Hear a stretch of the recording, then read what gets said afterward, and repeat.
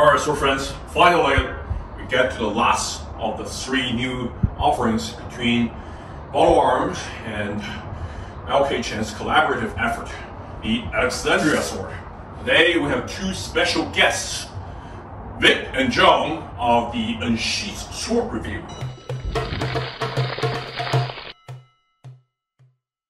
Welcome everybody to Unsheathed Sword Reviews. I'm Jon. I'm Vic.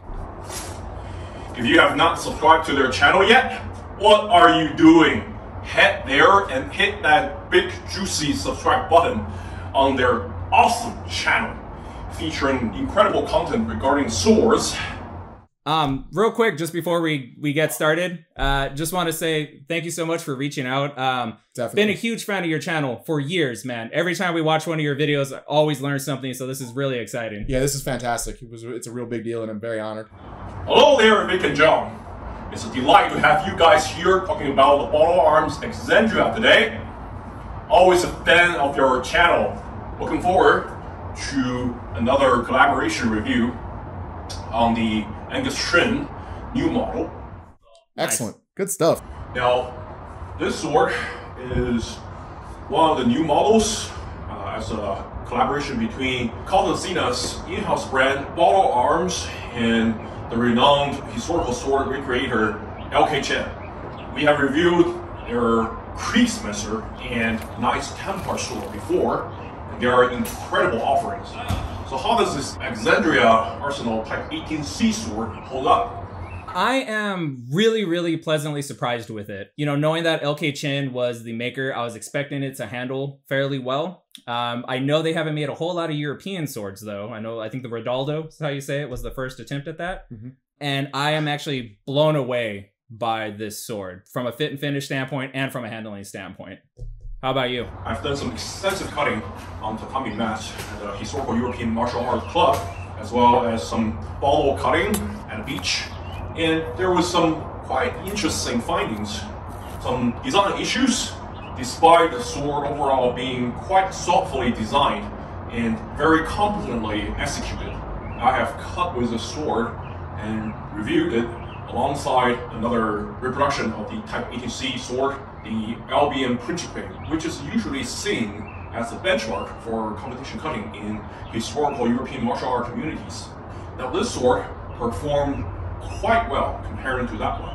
So that already tells you lots of admirable qualities in terms of execution by Chen on this sword. And it just handles quite well. The weight is quite hefty at 3.5 pounds for a size of this hand-and-a-half proportion, 34.5 inches.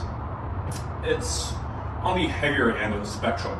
Still, it's half a pound lighter than the Albion Principe, and about 4 or 5 ounces lighter than the original Alexandria Arsenal sword housed at Metropolitan Museum. Now, we do have to point out the differences between this iteration of the Type 18C sword with many of the famous Type 18C blades housed at the Metropolitan Museum and such. Now, the Type 18C blades, categorized by Ewart Oakeshott, the author of Records of Medieval Sword, define this blade as a subclass of the Type 18, popular in the 15th century and onwards. Has a diamond cross-section in contrast with the earlier medieval swords, which usually features fullers of various lengths and widths. Type 18 swords and Type 15 swords don't have any the fullers, but instead have a strong central ridge throughout. In the flattened diamond cross-section, the Type 18 blades differentiate themselves from the Type 15 blades by sporting a gentle taper, much more progressive in its narrowing of profile, resulting in less of a triangular profile taper, less linear, usually seen with a more pronounced belly curve along the edge. This results in more balanced blades between cut and thrust.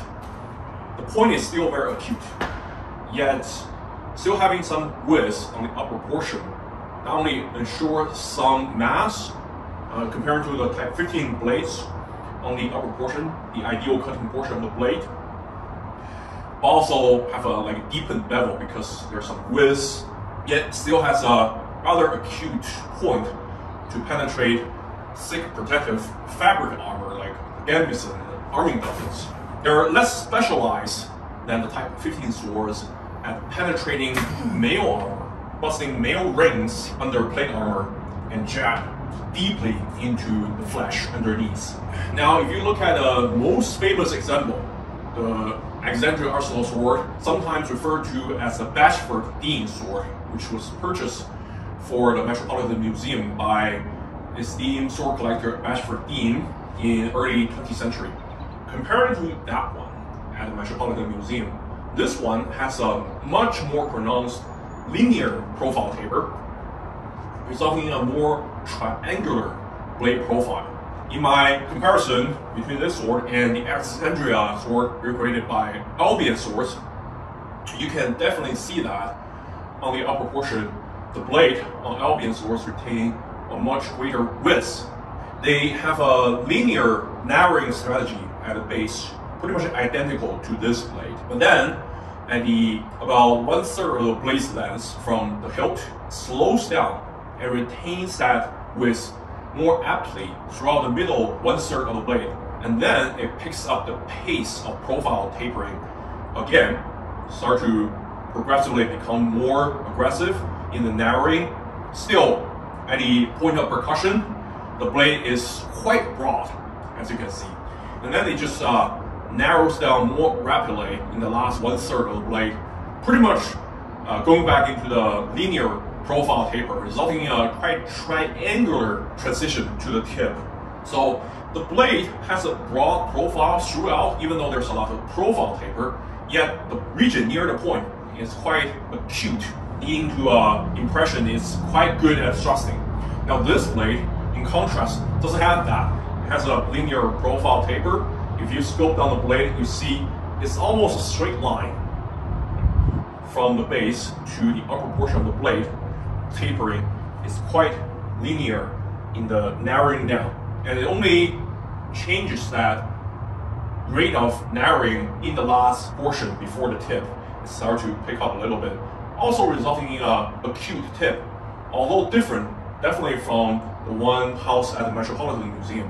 We do find more linear profile tapers, more triangular shape on some of the surviving Alexandria swords, Type 18C swords. The one at the Museum of Art in Philadelphia definitely has this more triangular appearance, yet on the upper portion, it starts to taper down to a acute point much earlier, so it has a very gradual transition instead of this very abrupt transition to an acute tip. You can see the Balaur Arms Alexandria sword is an amalgamation of some of the different Type 18C blades. It doesn't emulate any specific one of them. If you just look at the profile, it retains many of the iconic features, very broad base. It's just instantly recognizable as a Alexandria Arsenal Type 18C sword. The base is at 7 centimeters wide. Now, most of the Type 18C blades, they're quite broad at the base, usually around 3 inches in width. Now this one's a little bit narrower. Combine that with a linear profile taper, the narrowing. Overall, it just feels like a more slender blade. Now this makes it look more like a Type 15 blade rather than a Type 18C blade. If you look at this example here, this is a Lockwood mercenary hand-and-a-half sword of Type 15A blade. Happens to be the wider and shorter variant, not the slenderer type.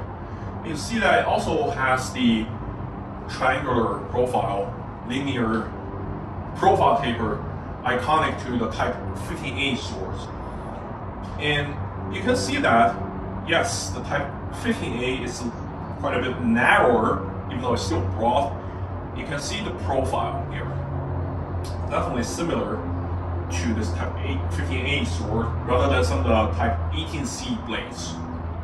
Just look at their overall proportion.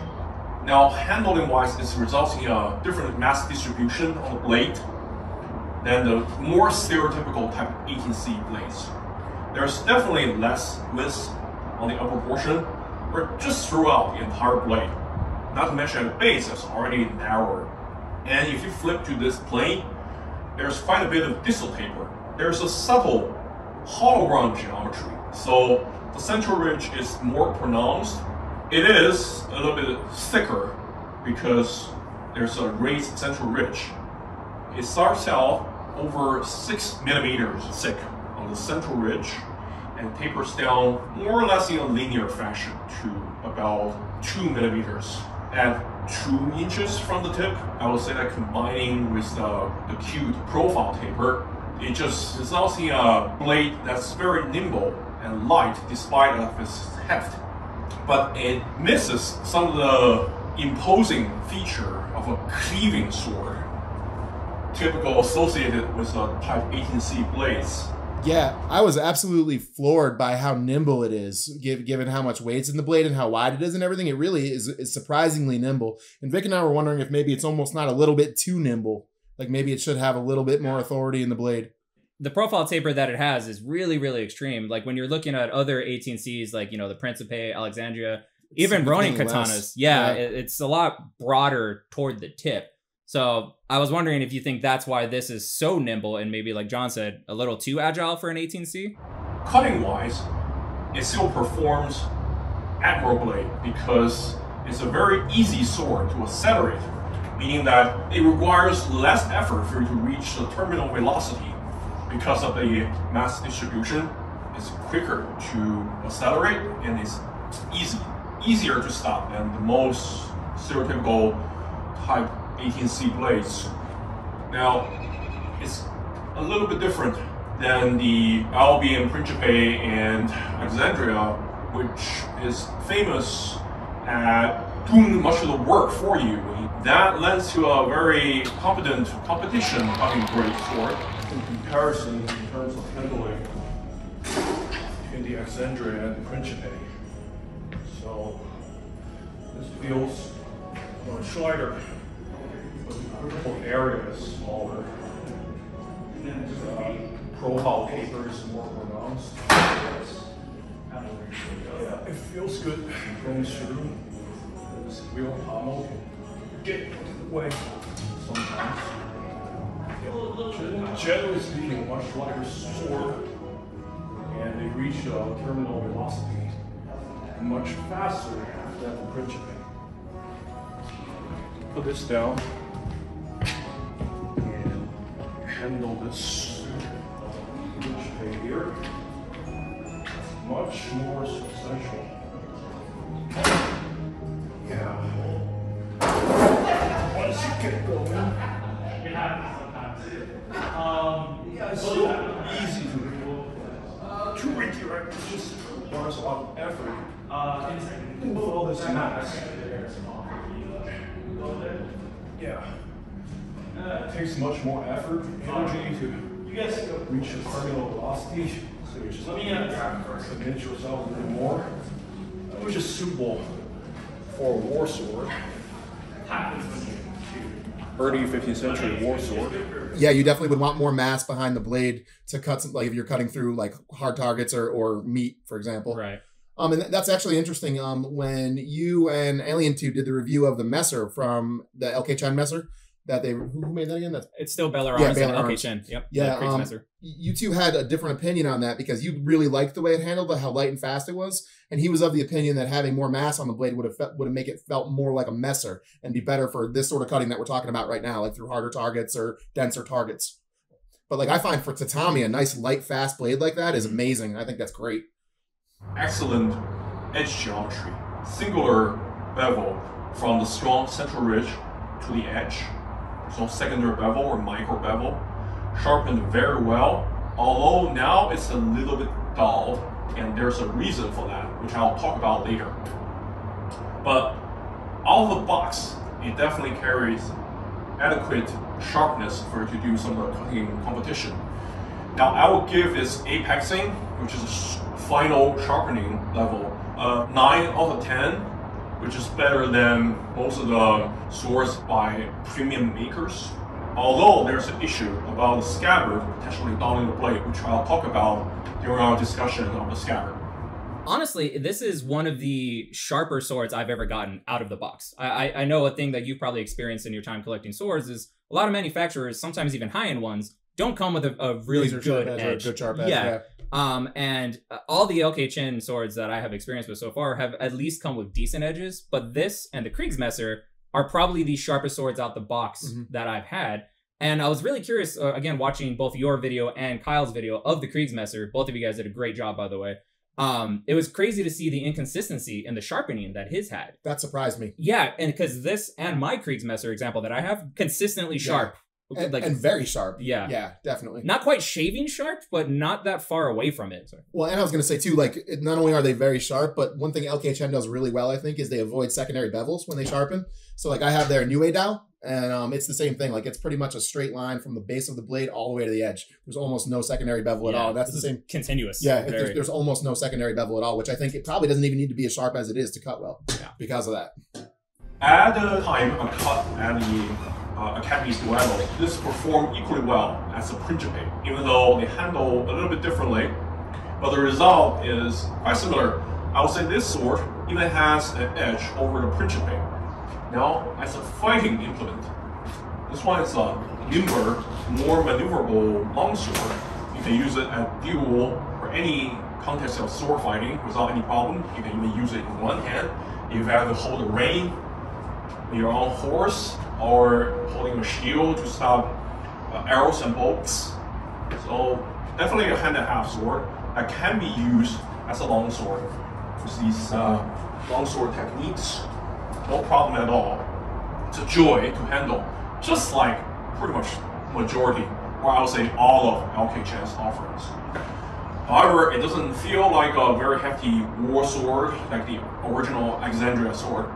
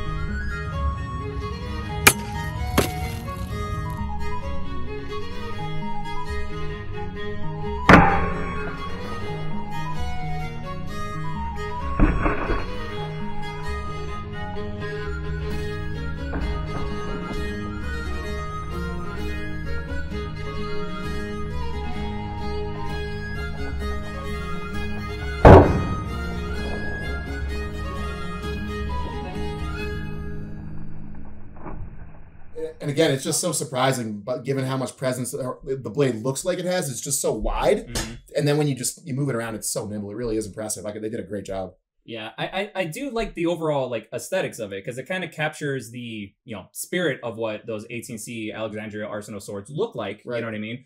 But in pictures, I think it looks a little different. But when you get it in person, you're right. It does taper way more in person. Yeah. I think the photos of it on Cult of Athena's website, I don't know why, it just looks a little bit broader.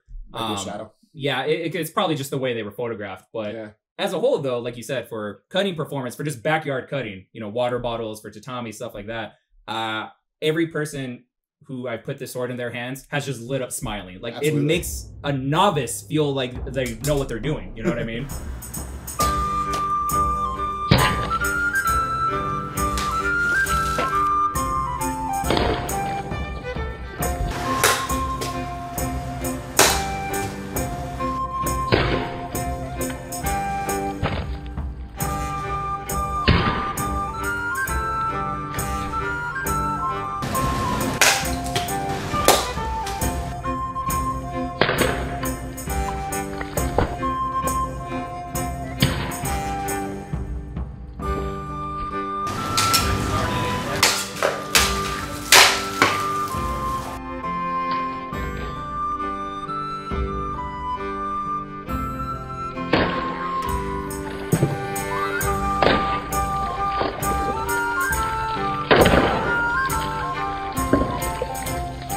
Now the finish of this blade is excellent, just like other two models, the new Balaur Arms Chen collaboration.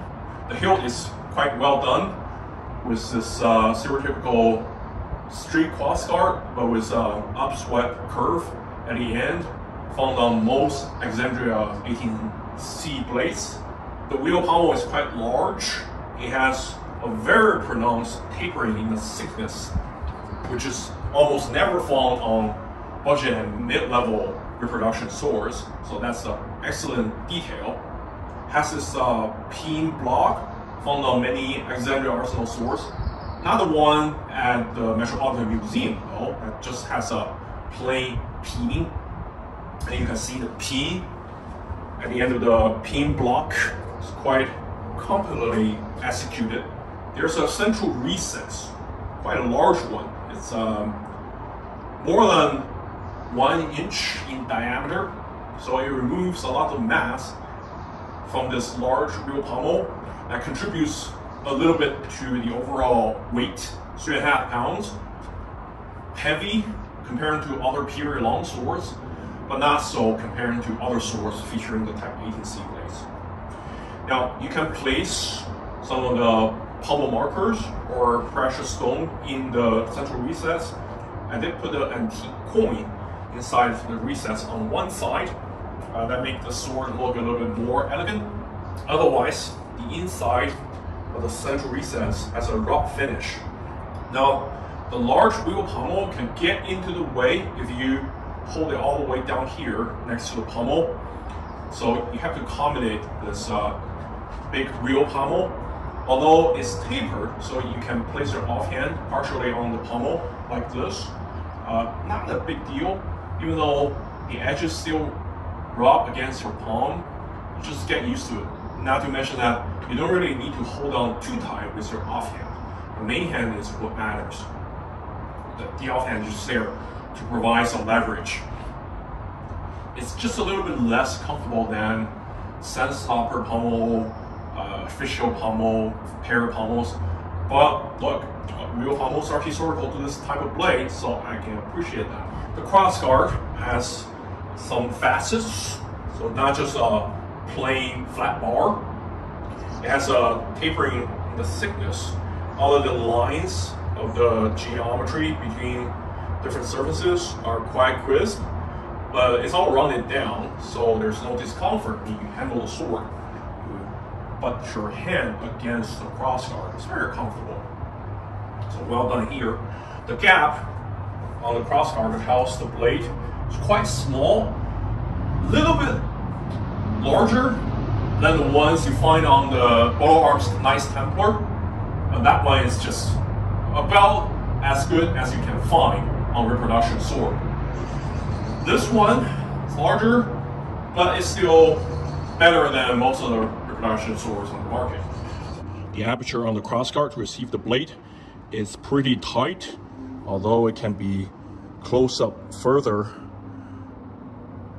Overall, it's excellent still. Now, the grip is quite well executed. It's tapered in both dimensions. The thickness tapers down, and there's a slight central swell in terms of the thickness as well. 5 risers, 1 near the pommel, 1 near the crossguard, 3 in the center. So definitely serve as a spacer for you to separate your 2 hands. There's a little bit lengthening of the grip length than the Alexandria arsenal sword at the Metropolitan Museum.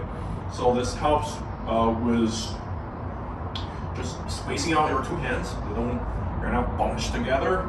Just make it harder to maneuver. Not to mention that if you wear plate gauntlet, it will be a little bit awkward. Quite easy to manage because of the excellent grip dimension.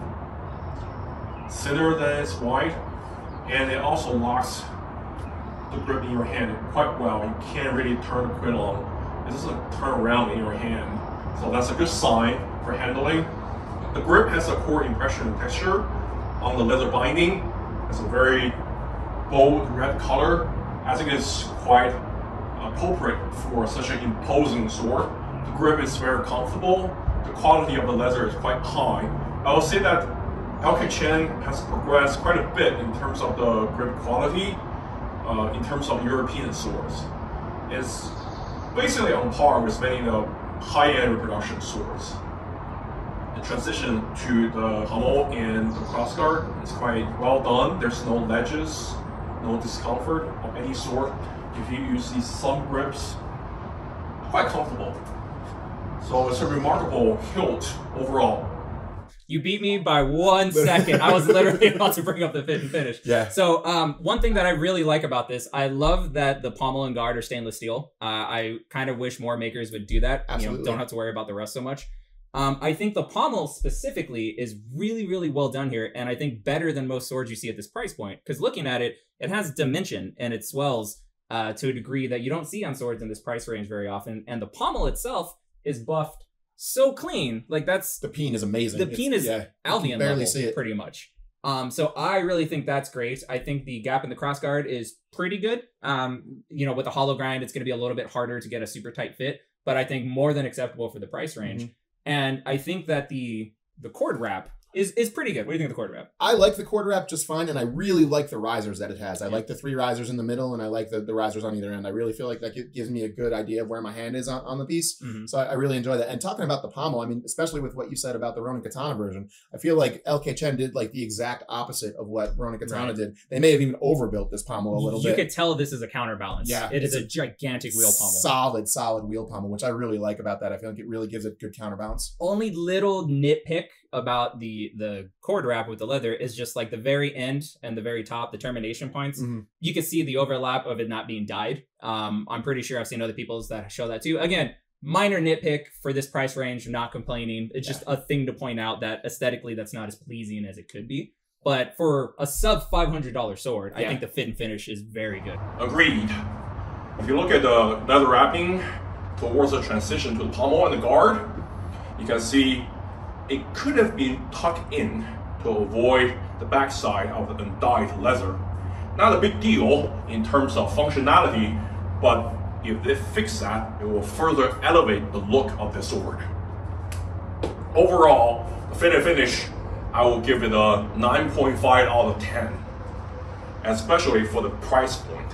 The blade has a very straight central ridge, and the 2 sides of the profile, edges are very symmetrical, quite well executed, not easy to do so on a blade with hollow rung geometry. Now, like I said, the transition to the tip is a little bit close to the tip. Doesn't really impact the thrusting performance. It did quite well when you source it on suspended tatami mats. But I would say that it can be a little bit more triangular to be historically faithful to the originals. The blade has a satin finish, very smooth and even. There is some minor rippling on the surface, but not egregiously so. Definitely better than most of the original swords. Now, the blade has a very nice flex.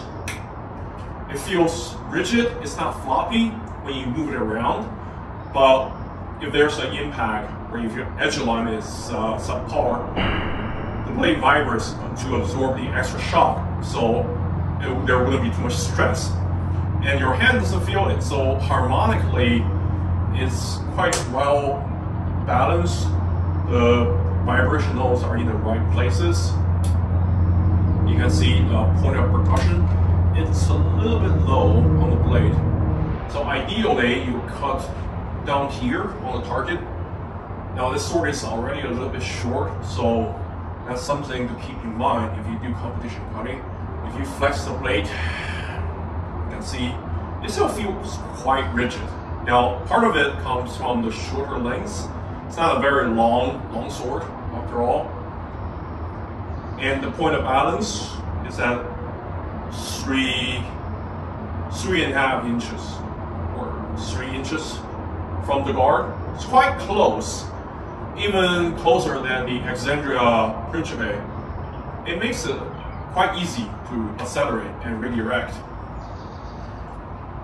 If you are new to sword cutting, maybe this is a good starting point because it doesn't require a lot of effort for you to launch these very authoritative cuts, and the edge alignment is quite easy to manage. So you have the Ronin katana version as well, right? Based on the Harriet Dean sword? Yeah, I have that one over here. It's reproduced by Ronin. And why don't we show this on screen and just see how different it is. Yeah, that'd be great. Wow! This one is a whopper. That's a war sword, right? And you can just see how different the profile is. Even though, like, superficially, they belong to the same class, right? Same typology. And so I've never handled that one, but based on what I've read and what I've heard about it, you know, I've heard that the hilts, the pommel, the guard, and all that don't have a lot of weight behind them. So the point of balance of that one is super far out. And it's, how does that one handle compared? Yeah, when I first took this L out of the box, wow, this is light. It's almost as light as this one. But then I found out there's some problem because all the reduction of the weight comes from the hilt, right? This is very slender. That's less of an issue. But this pommel is hollow and it's very thin, small in diameter. So that just botched the purpose of a counterweight. And don't let anyone tell you that pommels are not there for counterweight, right? They have to be there. Otherwise, just think about what happens if you use a wooden pommel. If it's a hand stop, well, you can use a wooden pommel, and that wouldn't do, because even though you can master the mass distribution over the blade, you still need some substantial weight over here. And this blade, it doesn't have that, and so it's just so slow. It's a slouch to move it around. It's not pleasant at all. So I think that if you want a more faithful representation of the Metropolitan Museum sword, you're gonna have to go for, you know, like a higher end, like an Albion, etc. And for a budget cutter, like just a loose or more casual representation of the Type XVIIIc, this one is by far the best. Like just the edge geometry, you just look at that. The blade is made of high carbon, high manganese, and high silicon steel. The chemical composition is quite similar to that of 9260 spring steel, which is a very durable steel for European style swords. It has the right flex when heat treated well. Edge retention can be also excellent, and the added silicon increases its durability, so it can flex more before it will break. If you flex this blade, force the blade to 90 degrees, it will not snap, it will return to true. It's more durable than 5160 and 6150, the most common spring steel used on good quality reproduction European swords. However, the blade doesn't feature any chromium, which means it's a little bit prone to rusting. So if you do any cutting, whether you're doing tatami cutting, soaked ones, or bottle, there's gonna be some water, some moisture. You make sure that you constantly wipe it out and oiling it, because otherwise it can gather rust rather quickly. Another downside of the absence of chromium is that when you cut through some tougher material, it'll leave some scratch mark on the blade.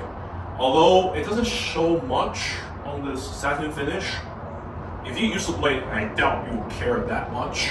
At this price range, just over $400, it's not a big deal. It gets scratched just from cutting. We have to talk about some actual problems with this model. Now, it has a very nice scabbard, very slim wooden core, very period correct. It's a leather binding on top. It's a nice stitching. Color mirrors the grip. The quality of the leather is quite high.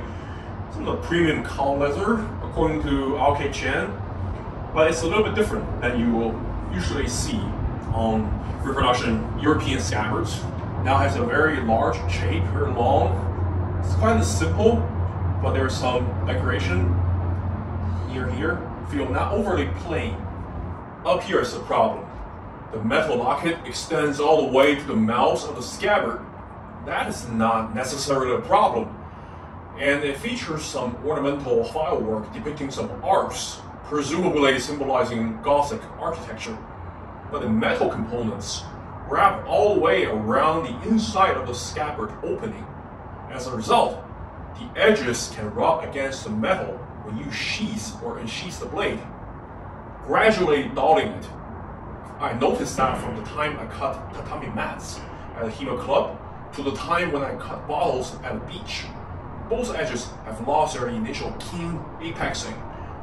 It was dull along both edges in their entirety. That's a great point, and I was going to bring that up too. That was one of the first things I noticed with the scabbard, and so to me, it might as well not have a scabbard, because I noticed that, and I very gently put it back in, making sure not to hit the sides. Yeah. I took a picture of it in the scabbard, gently took it out, and I've never put it back in the scabbard, because I don't know how to sharp. I've never tried, so I'm not going to risk dulling the edge, and that's a shame, because it's a very attractive scabbard. Yeah. This is a serious design issue, and can be easily avoided by mimicking the locket on the Balaur Arms Kriegsmesser. Just look at this locket on the Brian Coombe scabbard of my Albion Prince. How safe that design is in terms of edge maintenance. If you have a small file, you can file the inside of the locket away from the mouse, and that will alleviate the problem. If you sheath the blade one way, the retention is actually pretty good. Look at this. But if you do it the other way around, see, I already rubbed the edge against this chain, this locket, and it would just fall out. There's no retention at all. That's a shame, but you do have to remember to sheath it in one way. And the retention this way is quite good. Doesn't rattle in any way. It doesn't fall out really at all. And you just have to draw it carefully. Overall, it's a strong showing for Chen on his capacity of executing well-designed European swords. They check all the right boxes, from the excellent mass distribution, the distal tapering. Now, if he is given the correct profile by designers, I'm pretty sure he can execute it well, because he is a specialist at recreating historical Chinese swords from antiques. So there's no question at all of his competency. Excellent attention to detail in terms of fitting, the tapering of the wheel pommel. Lots of people would not pay attention to this, but I do, because the tapering of the wheel pommel is found on many historical originals. All the forms, from the pin block to the crossguard, the grip, the blade, it's excellent. Now, whether you prefer this profile, more triangular profile, or not, I guess it's up to you. But the result is a very lively handling sword that still looks like a Type XVIIIc blade. Yeah, and I can't believe how easy it is to orient the tip on that sword, too. I feel like the tip points exactly where I want it to all the time. And I feel like when you can do that without really looking, you can just close your eyes, move the sword, and know where the tip is. And that's a testament to how good handling this sword is.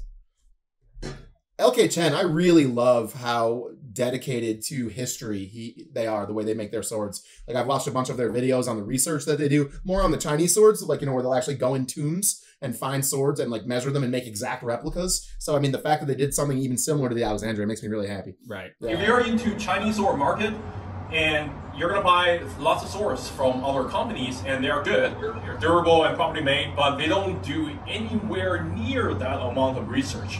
And only when you go to arrange antiques to be shipped to your home, or you go to a private collection, and which LK Chen does, right? And you really get the chance to experience the original and take like detailed measurement. And then you can produce a very accurate sword, just like one of these. Even though I'm not sure how accurate it is to a one piece, but you can feel that this feels like a real sword. And I imagine that the greatest compliment someone can give to reproduction sword is by Dr. Tobias Capwell, right, at the Wallace Collection. He evaluated one of the Type XVIIIc reproduction by Mateusz Sulowski. He said that this sword feels like one of the swords just in the museum, in the Wallace Collection that I handle daily. Right, it's heavy in the right way. It's very hefty. You feel that you can just cleave someone in half, but it's light in the right way. That it's both light and heavy, right, where you want it. And then this feels pretty much like a real sword. It's light in the right ways, and it's heavy in the right ways. So yeah, I mean, this sword fits the bill. Yeah, totally. Yeah. And it's funny, you even talked about that when you talked about the Ronin Katana version. When you picked it up, it felt right. It felt like the right weight. But then once you started to move it around, you said, "Oh, nope, no good," because it's not balanced correctly. Right. So it's so amazing how you learn this stuff. And I think if you're a consumer and you want to buy an 18C or something that looks similar to those Alexandria Arsenal swords, you know, not everybody has the money for the Albion Alexandria or has the money for the Arms and Armor, you know, Leeds Castle sword. And so looking at the mid-range, you know, you had previously the Ronin Katana. Dark Sword makes a version of it. And I didn't like either of those for various reasons. The weight imbalance and the dynamic handling of the Ronin. And Dark Sword, I don't have the best history with in terms of their fit and finish.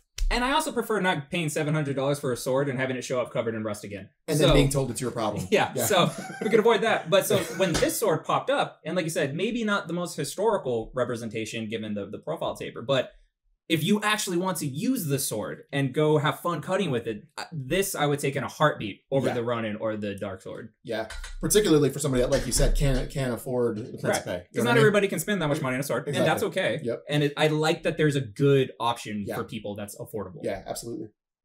But on that note, talking comparisons though, and stuff that might be closer to an 18C, we do have another sword we could look at that might be a interesting amalgamation of an 18C, and it's one that you were gracious enough to give us some time with. So let's show him his baby on camera. My pleasure. Hey, it's my patron. I mean, if this gets lost in shipping coming to you, you'll know what happened, because this sword is absolute. I'm thrilled with this sword. I can't believe how great this sword is. So real quick, again, thank you so much for letting us get to spend some time with it and do a review. And I am blown away by how, in fact, I'm a little mad at you because now I want one. And I didn't need to get another Angus Trim so quickly, but I'm really considering it. Yeah. Because this sword is amazing. It is quite literally breathtaking to swing around. And one thing that you and I were talking about before is the width of this. For an 18B, it is incredibly wide, and its proportions are really similar to some 18Cs in museums. It's getting there, yeah. And so like this, you might not be totally incorrect to call this an 18C or even an 18A. But this handles much more closely to this than anything else that we have personally handled. Like they are very, very similar. Yep. But this definitely has more authority. Yeah.